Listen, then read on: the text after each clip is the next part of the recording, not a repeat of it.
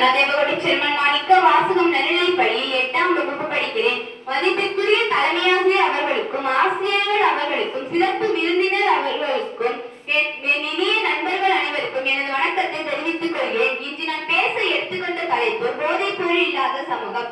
போதைப் பொருள் மனித உடல் மற்றும் மனநலத்திற்கு தீங்கு விளைவிக்கின்றன. மாணவர்கள் போதை பழக்கத்தில் இருந்து விலகி இருக்க வேண்டும். ஒரு முறை முயற்சி செய்து பார்க்கலாம் என்ற எண்ணமே ஆபத்தானது. போதைப் பொருள் கல்வி மற்றும் எதிர்கால லட்சியங்களை பாழாக்கிவிடும். நல்ல நண்பர்களை தேர்ந்தெடுப்பது போதை பழக்கத்தில் இருந்து விலகி இருக்க உதவும். யாராவது போதைப் பொருளை பயன்படுத்த வற்புறுத்தினால் வேண்டாம் என்று உறுதியாக கூற வேண்டும். நண்பர்களின் அழுத்தத்திற்கு அடிபணியாமல் நம்முடைய நல்ல செயல்களில் உறுதியாக இருக்க வேண்டும். விளையாட்டு, யோகா, வாசிப்பு கலை போன்ற நல்ல செயல்களில் நேரத்தை செலவிடலாம். போதைப் பொருள் குடும்பத்தில் பிரச்சனையை ஏற்படுத்தும். போதைப் பொருள் பழக்கம் பணத்தையும் நேரத்தையும் வீணாக்கும். மாணவர்கள் தங்கள் சந்தேகங்களையும் பிரச்சனைகளையும் பெற்றோர்களிடமும் ஆசிரியர்களிடமும் பகிர்ந்து கொள்ள வேண்டும்.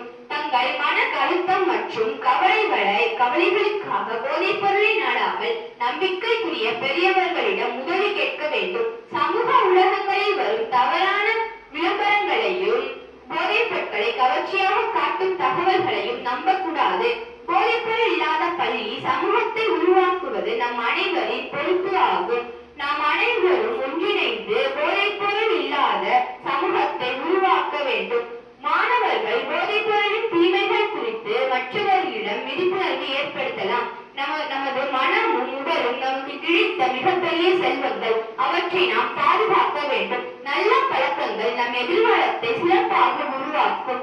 நாம் அனைவரும் நம் எதிர்காலத்தை